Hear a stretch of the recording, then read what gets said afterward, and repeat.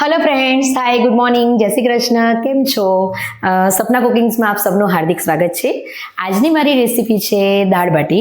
આપણા ગુજરાતીઓ લોકોનો એક નિયમ હોય છે, ગુજરાતી ટોટલી સ્ત્રીઓનો, કે સોમવારે આપણે શું બનાવો, મંગળવારે શું બનાવો, એવી રીતે બુધવારે આપણે ચણા બનાવીએ, ગુરુવારે ચણાની દાળ બનાવીએ. એકચ્યુઅલી શું છે કે અમે લોકો શનિવારે અડદની દાળ જ બનાવતા હોઈએ છીએ. મોસ્ટલી ઘણા બધા ગુજરાતીઓના ઘરમાં શનિવારે અડદની દાળ બનતી હોય. તો આજે અડદની દાળ બનાવવાનો પ્લાન કર્યો, એટલે અમારે કેવું છે, અડદની દાળ સાથે અમે દાળ બાટીનો જ પ્રોગ્રામ કરતા હોઈએ છીએ. હવે અડદની દાળ અને બાટી જે હું બનાવીશ, એ જે હું બહારની જે ખાઉં છું, કે જે આમ તો હું પ્રોપર હિંમતનગરની છું. અમદાવાદ તો અમે ઓનલી ફોર અહીંયા રેસિડેન્સીનું અમે કર્યું છે. ઓફિસ જોબ અહીંયા ટ્રાન્સફરેબલ, અમારા જોબના કારણે અહીંયા અમદાવાદ ટ્રાન્સફર થયેલી છે.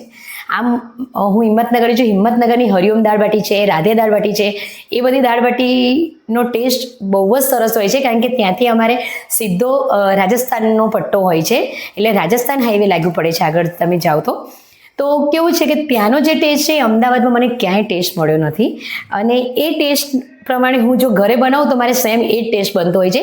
પણ એના માટે તમારે મારું આ વિડીયો જોવો પડશે કે હું કયા રીતથી બનાવતી હોઉં છું. ચલો હું તમને બતાવી દઉં કે દાળ બનાવવા માટે શું શું ઇન્ગ્રીડિયન્ટ જોઈશે. મેં 3 સીટી મારીને અડદની દાળ મેં બાફી દીધી છે એડવાન્સમાં. અને બીજું એની અંદર 1 થી 1.5 નંગ જેવા મેં શું કહેવાય ડુંગળી લીધી છે. ડુંગળીને હું ઝીણી ઝીણી ચોપરમાં કરાય, કાં તો પછી તમે હાથેથી કરશો તો પણ ચાલશે. હું હાથેથી જ કરું છું. અને બીજું કોથમીર જોશે, અને લીંબુ જોશે, અડધું યા 1 નંગ જેવું, અને પછી એક આખું લસણ, એટલે અંદરથી તમારે 10 કળી લસણ નીકળશે, કળી, અને આદું. આ બધું આપણે ક્રશ કરીશું. હજી આની અંદર હું એક ટામેટું પણ એડ કરીશ સમારવામાં. હું તમને બધું સુધારી તમને બતાવી દઉં છું. તો મિત્રો, તમે જોઈ શકો છો, મેં ડુંગળી 2 નંગ જેવી સુધારી દીધી છે, ટામેટું 1 નંગ સુધાર્યું છે, લસણ અને આદુને ક્રશ કરી મેં પેસ્ટ રેડી કરી દીધી છે. લીંબુ અડધું નંગ અને કોથમીરને મેં પલાળી દીધી છે, અને દાળ પણ મેં ઓલરેડી ક્રશ કરી દીધી છે. અને હવે આપણે અમારે 3 જણને બને એટલું મેં તાસરું લીધું છે, કે તાસરામાં હવે આપણે બધું ફ્રાય કરવાનું છે, એટલે 1 થી 2 સ્પૂન જેવું આપણે તેલ લેવું પડશે. ઓકે, ગેસ શરૂ કરી દીધો છે.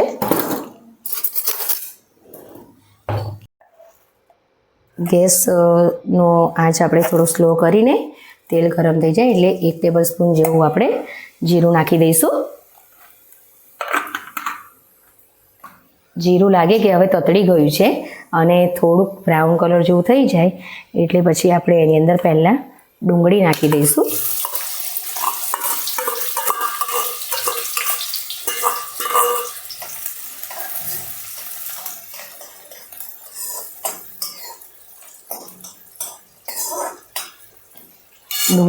બ્રાઉન ઉપર થઈ જાય ડુંગળી પછી આપણે એની અંદર ટામેટાં નાખીશું. હજી ટામેટાં નાખવામાં આપણે અડધી મિનિટ જેવું થશે. તો હવે આપણી આ ડુંગળી ફ્રાય થઈ ગઈ છે, એટલે એની અંદર આપણે જે ટામેટાં સુધારેલા હતા એ આપણે એડ કરી દઈશું. થોડોક ગેસ એના રીતે આપણે થોડોક ફાસ્ટ સ્લો તમે કરી શકો છો, કારણ કે ધીમી આંચે આપણે ડુંગળીને સાંતળીથી હવે ટામેટાને પણ સાંતળશું. હવે ટામેટાં પણ શેકાઈ ગયા છે, તમે જોઈ શકો છો એનો કલર બધો. હવે આપણે એની અંદર લસણ અને આદુની જે પેસ્ટ બનાવી છે એ આપણે એડ કરી દઈશું અને હલાવી દઈશું. આને અડધી મિનિટથી વધારે નથી શેકવાની, કારણ કે મેં પહેલાં વિડીયોમાં પણ તમને કીધું હતું કે લસણ બહુ શેકાવા નહીં દેવાનું, નહીં તો બહુ શેકાશે તો એનો ટેસ્ટ બગડી જાય છે. એના કારણે પછી આપણે જે પણ જમવાનું બનાવીએ એના ટેસ્ટની અંદર ફરક આવી જતો હોય છે. અને તમે લસણ અને આદુની પેસ્ટ જેવી અંદર નાખીને સાંતળશો એટલે તરત જ છે ને ડુંગળી અને ટામેટાને જે તમે શેક્યા છે એના કરતાં અલગ જ સ્મેલ થઈ જશે. આમ સ્મેલ એટલી સરસ આવશે ને કે તમને ખબર પડી જશે કે તમારા દાળનો ટેસ્ટ શું રહેશે. આપણે સ્વાદ અનુસાર મરચું નાખી દઈશું. અને દાળમાં થોડું કે મરચું આગળ પડતું હશે, ઇનકેસ પડી જાય કોઈનાથી તો ટેન્શન નહીં લેવાનું, કારણ કે બાટીની સામે દાળ પછી થોડુંક કવર કરી લેતું હોય છે તીખાશ. કલર પ્રમાણે આપણે થોડી હળદર નાખી દઈશું. આપણે 1 ચમચી જેવું, અને સ્વાદ અનુસાર આપણે મીઠું ડાયરેક્ટ દાળમાં એડ કરીશું, ફ્રાય કરેલાની અંદર એડ નહીં કરીએ. સ્વાદ અનુસાર આપણે 2 થી 3 ટેબલ સ્પૂન જેવું આપણે મીઠું અને હવે આ બધા મસાલાને આપણે મિક્સ કરી દઈશું. મિક્સ થશે એ તમને સામાન્ય તેલ છૂટું પડશે એ પરથી તમને ખબર પડી જશે કે મસાલા બધા અંદર ડુંગળી, ટામેટાં, લસણ અને આદું એ બધાની જે આપણે ફ્રાય કર્યા છે એની અંદર મસાલા એડ થઈ ગયા છે. ક્યાંથી ખબર પડશે? તો જુઓ, થોડું થોડું તમને આ બધી જગ્યા પર તેલ છૂટું પડતું એ દેખાતું હશે. આ બધું તેલ થોડું થોડું છૂટું પડવા માંડ્યું છે. હવે તમે જોઈ શકો છો કે તેલ ઓલમોસ્ટ છૂટું પડી ગયું છે. એટલે હવે આપણે એની અંદર જે દાળ આપણે ક્રશ કરી છે એ અંદર નાખી દઈશું. એડ કરી અને એને હલાવતા રહીશું. કારણ કે અડદની દાળમાં પ્રોબ્લેમ શું થાય છે કે એમાં નીચે ચોંટે છે. એક મગની મોગર દાળ હોય છે, અડદની દાળ હોય છે, એમને તમારે કન્ટિન્યુ ચમચાથી હલાવતા રહેવું પડે છે. નહીં તો નહીં હલાવો તો શું થશે કે નીચે ચોંટતી હોય છે. આપણે એની અંદર જરૂર પ્રમાણે પાણી એડ કરશું, કારણ કે આપણે આને ઉકાળવાની છે. જ્યાં સુધી દાળ થોડી ઘટ ના થાય ત્યાં સુધી આપણે એને હલાવતા રહીશું. આપણે દાળ બાટી માટે મેં ઘઉંનું ભેળકું, યાનું ઘઉંનો જાડો લોટ અમુક લોકો બોલતા હોય છે, એટલે આપણે એને માપ પ્રમાણે કાઢી દઈશું. 1 જણની કદાચ 1 બાટી પ્રમાણે, તો આવી રીતે તમે માપ કરી શકો છો. 2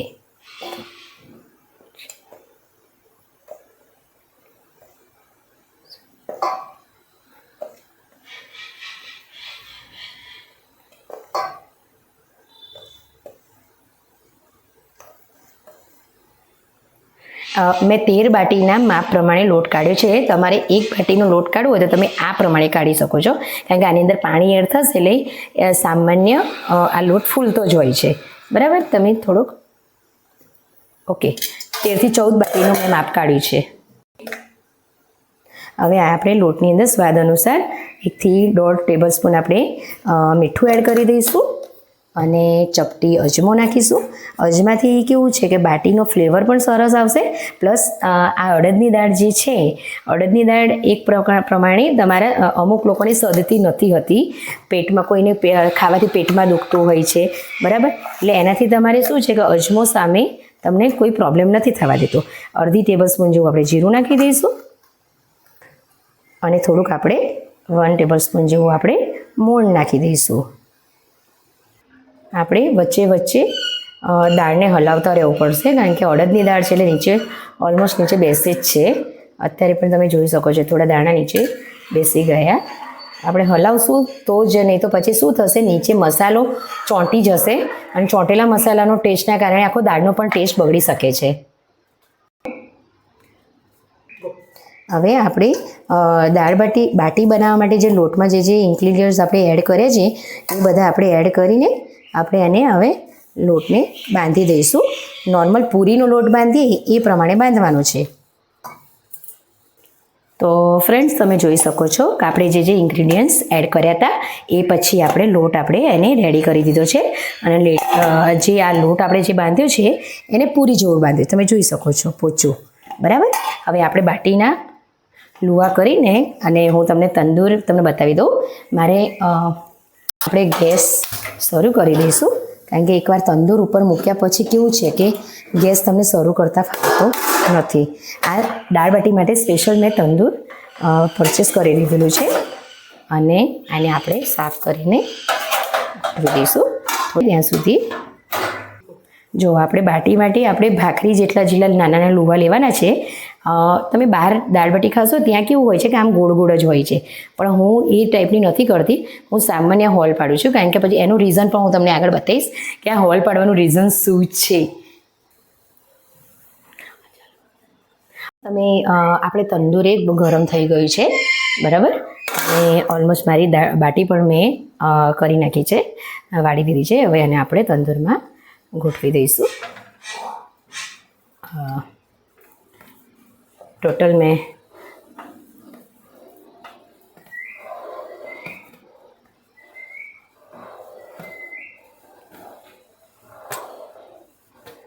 મેં 13 થી 14 બાટીનો લોટ કાઢ્યો હતો. કમ્પ્લીટલી 14 જ બાટી થઈ છે. અને આ એક નાની બાટી લોવું વધ્યું હતું એટલે કરી છે. મેં તમને જે પ્રમાણે માપ બતાવ્યું છે તમે એ પ્રમાણે કરશો તો એટલી જ થશે. ઘણી 14 એટલે 14 જ થઈ છે. બરાબર, આપણે હવે બંધ કરી દીધું છે. હવે એને આપણે શેકાવા દઈશું. અને સાથે સાથે આપણે આ દાળ પણ ઓલમોસ્ટ આપણી રેડી થવા આવી છે. હવે એને અડધીથી 1 મિનિટ જેવું આપણે એને ઉકળવા દઈશું. પછી આપણે એની અંદર ગરમ મસાલો એડ કરીને અને ઉપર કોથમીર ભભરાવીને લીંબુ નાખીને આપણે એને ગેસનો આંચ બંધ કરી દઈશું. દાળ ઉકળી ગઈ છે એટલે આપણે એની અંદર અડધીથી 1 ટેબલસ્પૂન જેવું આપણે ગરમ મસાલો એડ કરી દીધો છે. એટલે અડધું લીંબુ અત્યારે આપણે નીચોવીશું. લાગશે ત્યારે સાઈડમાં લઈ લેવાનું, જેને જોઈએ ઉપર લઈ શકે છે. હવે તમે જોઈ શકો છો આપણે ગરમ મસાલો અને લીંબુ એડ કરીને આપણે દાળને હલાવી દીધી છે. અને દાળની જે ઘટ હોવી જોઈએ એ પ્રમાણે ઘટ થઈ ગઈ છે. એટલે હવે આપણે ગેસનો આંચ છે એ આપણે બંધ કરી દઈશું. ઉપરથી આપણે ગાર્નિશિંગ માટે કોથમીર એડ કરવાની છે. મેં અડધો કલાક પહેલાં પાણીમાં વોશ કરવા માટે મૂકી દીધી હતી. હવે આને આપણે ઉપરથી એડ કરી દઈશું. એટલે કેવું છે, કોથમીર જે કોઈ પણ જમવાનો લુક આખો ચેન્જ કરતો હોય છે. અને આમે મને કોથમીર વધારે ગમતી હોય છે, કારણ કે કોથમીરનો ટેસ્ટ પણ મને વધારે ગમતો હોય છે. એટલે હું કોથમીરનો ક્વોન્ટિટી હું વધારે એટલા માટે રાખું છું કે મને વધારે એનો ટેસ્ટ ગમતો હોય છે.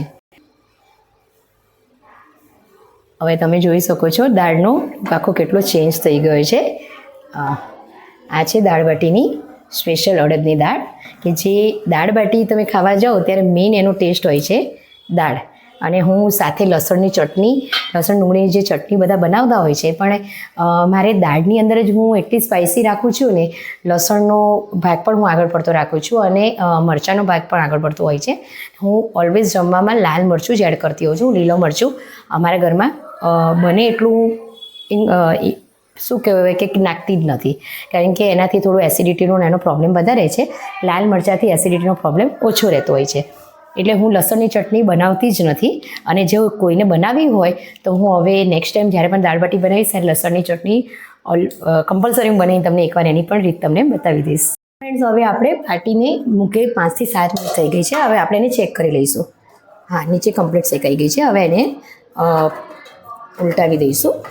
આમ ઉલટી કરી દઈશું આમ, એટલે એને શું છે કે નીચેનો એક સાઈડનો ભાગ શેકાઈ ગયો છે તો બીજી સાઈડનો શેકાતા હવે 1 થી 2 મિનિટ. હવે આની સાથે તમે ડુંગળી, પાપડ, છાશ જે પણ જોતું હોય તો આ બીજી સાઈડનો ભાગ શેકાતો હોય ત્યાં સુધી તમે એ બધી વસ્તુ તમે રેડી કરી દો તો તમારો ટાઈમ પણ ઓછો બગડે. હવે તમે જોઈ શકો છો અમે ડુંગળી પણ સુધારી દીધી છે, લીંબુ એક્સ્ટ્રા રાખ્યું છે કે જેની ઉપરથી ખટાશ જોઈએ એના માટે, અને પાપડે શેકી દીધા છે. આની સાથે છાશ હોય તો પણ સરસ લાગે, પણ અત્યારે છાશ મારી પાસે અત્યારે અવેલેબલ છે નહીં. તો મિત્રો આપણે હવે બાટી થઈ ગઈ છે. તો મેં ગેસનો આંચ જે હતો એ મેં બંધ કરી દીધો છે. હવે આપણે આ બાટી જે છે એને આમ જે મેં આ હોલ રાખ્યા છે એ મેં હવે એને સીધા હોલ રાખીને મેં એને આની અંદર ગોઠવી દીધી છે. અને આ હોલ જે મેં રાખ્યા છે મેં તમને વાત કરી હતી કે એનું પણ હું તમને રીઝન બતાવીશ કે કેમ રાખ્યા છે. ગરમ હોય તો તમે ચીપિયાનો ઉપયોગ કરી દો તો સારું, આમ તો પણ વાંધો નથી આવતો અત્યારે. તો જો આવી રીતે એને સીધે મૂકવાનું છે. પછી એને આવી રીતે ઘી ભરી દેવાનું. જે હોલ છે એની અંદર તમારે ઘી ભરવાનું. એ હોલનું રીઝન મેં તમને જે કીધું હતું ને, તે કેવું છે કે એની અંદર જે ઘી રહે તો અંદર ભરાયેલું રહે તો અંદર બાટી બને એટલું ઘી પીસે એટલી તમારી પોચી બાટી થશે. આને તમારે અડધોથી પોણો કલાક સુધી ઘીમાં પલળવા દેવાની છે. હવે આવી રીતે તમે ઘી થોડું વધારે હશે તો સારું લાગશે. હવે એને તમે જોઈ શકો છો આ હોલની અંદર બધું ઘી ભરાઈ ગયું છે. હવે એને તમે અડધો કલાક માટે રહેવા દઈશું. તો મિત્રો આપણી દાળબાટી રેડી થઈ ગઈ છે. મારી દાળબાટીની ડીશ તમે જોઈ શકો છો. દાળબાટી છે ઘીથી ભરપૂર અને અડદની દાળ, પાપડ, ડુંગળી, અને જો જરૂર પડે તો તમે લીંબુ એડ કરી શકો છો. ઓકે, તો મારી તમને ડિશિસ તમને ગમી હોય તો તમે મારા વિડીયોને લાઇક એન્ડ સબસ્ક્રાઈબ કરવાનું ભૂલતા નહીં. ઓકે, ચલો સી યુ, બાય બાય.